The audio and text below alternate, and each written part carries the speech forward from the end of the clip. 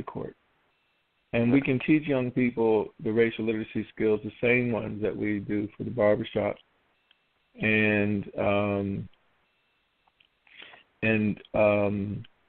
But the benefit is basketball becomes a vehicle in which you can make choices in ways that don't keep you out of the game. In the 5 years that we worked at a discipline school, we asked the security guards and police officers in the school not to intervene unless we got out of hand. And in 5 years, we never needed a police officer to help us. We wanted the conflicts on the court to be the way in which children learn to resolve them. So there might be a fight. There might be struggle before a fight, trash talking, but we wanted kids to work through it. And one way to do that was to have them practice the skills that we taught them and not leave the court and not be suspended. And we learned a lot about their ability to do that, and we filmed it as well. And so the book we call Playing with Anger is summarizes a lot of that work. And now we're training communities, rec centers, schools around the country through the Substance Abuse and Mental Health Service Administration that supports this to train communities in play how to use the skills and practice and run the programs, implement them in those cities around the country. Now, when you've done your research, and you've done it now for a number of years, what is one of the things that you've talked about, some of the things that you've learned, but what are some of the things that you've learned that still to this day have shocked you, that you were either surprised about or that you were not expecting? Because, I know that researchers always have things that they expect when they go into doing research, and then there are things that they're like sitting there going like, I can't believe that happened. Right. That's a great question. I think there were times, I'm trying to think about. I think probably one thing, it's not shocking now, but at the time when we were learning it, was that when boys and girls were receiving different kinds of racial socialization, when we asked girls and boys, that the girls were saying we're getting a lot more cultural pride reinforcement kind of socialization, and the boys were getting more what to watch out for, what to be concerned about and dangerous. Here's what you got to watch out for. And the goal was for all kids to get both positive, how you deal with your pride and culture and legacy, but also to prepare for battle or for struggle, and that the combination was the healthiest. But what we learned was that when the boys were getting messages about cultural pride, they tended to do worse in certain situations in school. And but when they got the messages around danger, they did better. And so when we looked at the data, we learned that really what was happening is that when the boys were getting the cultural pride stuff, it didn't match the environments that they were in. So they needed a message that matched the world they were in order to feel good about themselves. I think it meant that, now that you tell me that the world is rough, it's not fair, that makes sense to me, because then people have been treating me like I'm not a human being, and that socialization fit my worldview, and that means I can behave now knowing what's really going on. Don't lie to me. And when you don't lie to me, I know I do much better in that environment. So that was important.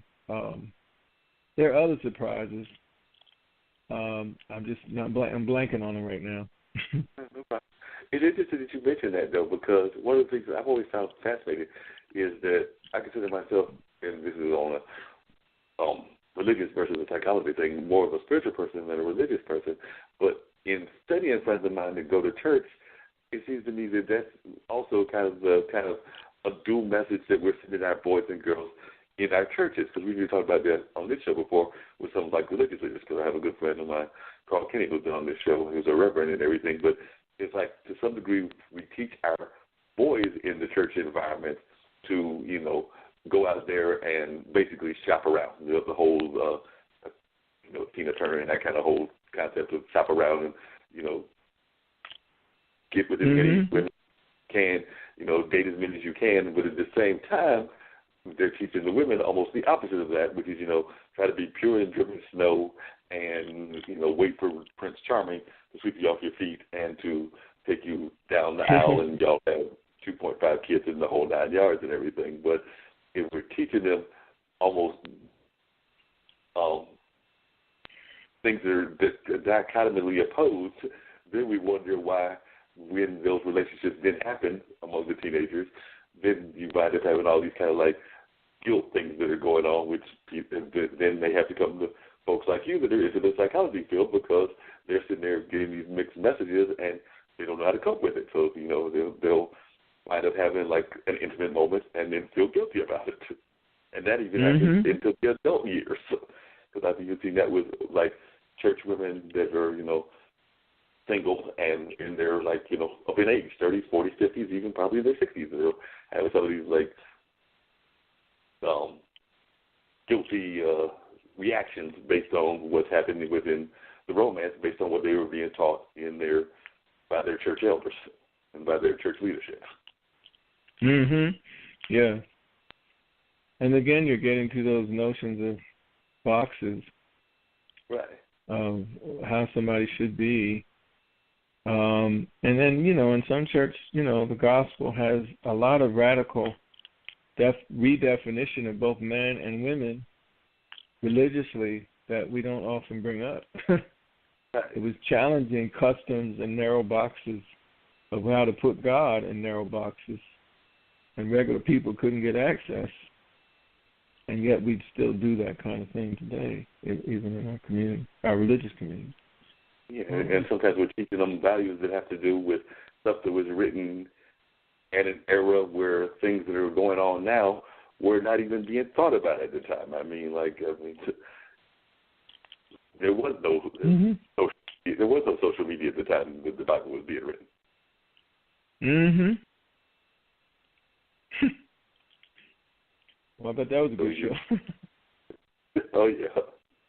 Yeah, definitely interesting calls. Definitely brought some interesting points and things of that nature.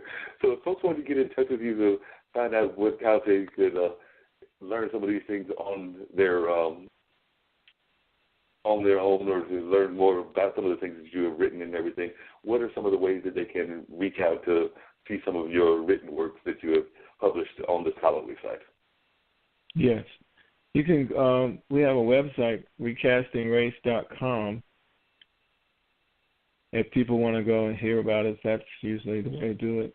And at the University of Pennsylvania, I have, there's several books, but there are links to a lot of the work that we have, recastingrace.com. And I think people will learn, will get a lot. And, the Racial Empowerment Collaborative is the name of the center that I run. And that's what people will get if they go to recastingrace.com. And the Racial Empowerment Center, how many clients do you currently have, and how many folks are you currently helping through the Racial Empowerment Center? And exactly what does the center do? Give like just a little bit of more detail as to what the Racial Empowerment Center does and how folks can get involved with it. Well, technically, we're interested in research and program development and community empowerment. So we bring in communities sometimes to think about how they want to problem solve issues related to neighborhoods. We're working with King Session Recreation Center in Southwest Philly, and that is that's important because many times there are folks working in communities, heroes and sheroes, that are literally not being heard or witnessed. And so we want to bring their stories out so that people will know how they're committed to young people. And they're saving lives, literally. We also, at the Collaborative, are a philanthropic organization. So we we've gotten a grant from the Robert Wood Johnson Foundation to try to improve the health of boys and young men of color around the country. And so what that means is we actually have funds that we've been giving out to communities across the country to deal with boys from very different walks of life and different communities of color, how to navigate the stress of difference, but using culturally responsive practices in the process. So they'll learn about that, and so we're both service agency, a service center, and we're also a research group that tries to develop new knowledge.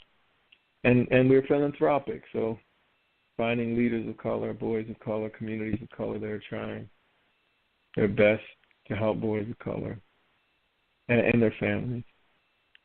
Who were some of the heroes and heroes that you have honored so far? You mentioned that you all have had some heroes and heroes. I was just wondering if you could name some of them and some of their programs that have taken place either there or in other parts of the country that y'all have honored. And you don't have to name all of them, but you just want to like to highlight. Yeah, there's a group, Arab American Family Center in New York City that's doing a phenomenal job. Some of the names, I can't remember everybody's name, but that's a place where the leadership is phenomenal. Tom Henry down in Southwest Philadelphia, working at the King Sussing Recreation Center, is a hero and has been fighting on behalf of families and fathers and young people for decades in Southwest Philadelphia.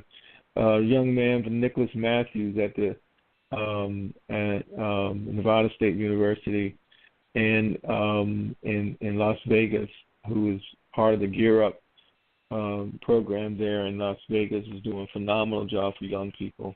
Those are just a few of the folks that come to mind, and I know I'm missing out on others, but for sure. Mm-hmm. What are some of the issues that some of the Arab Americans have been going through? You mentioned that there's an Arab American program, and I know that there's, with all the conflicts that's been going on in the world and with certain people in leadership trumping up against them and everything, I imagine that that's probably been a very difficult fight. I know that there was some stuff going on among some of the leaders in that community out of Detroit and other places like that. So I was just wondering what some of the things that you've learned from that community.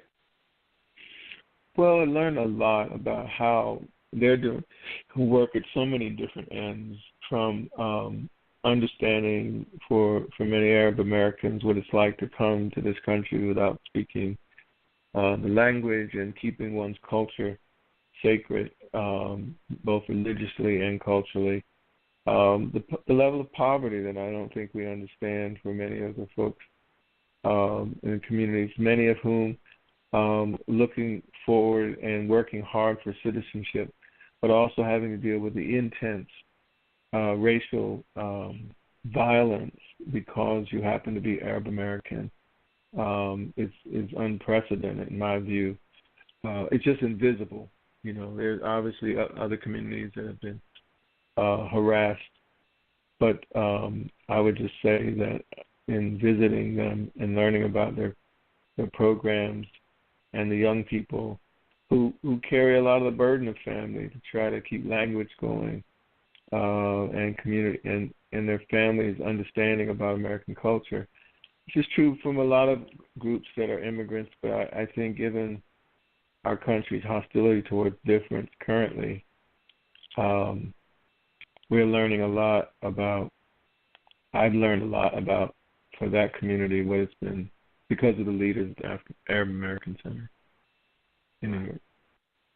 And have you done any work at all with any of the Dreamer community? Because I know that's another group that's definitely been fighting a lot. We've actually had some guests on the show before that have come from that community, and I know that they've been having a lot of fights. The Dreamers that came here, and in some cases this is their first generation being here, and in some cases they're the second or third generation, but they're definitely trying to stay here, a lot of the youth and everything. So I just wondered if you dealt with any of them.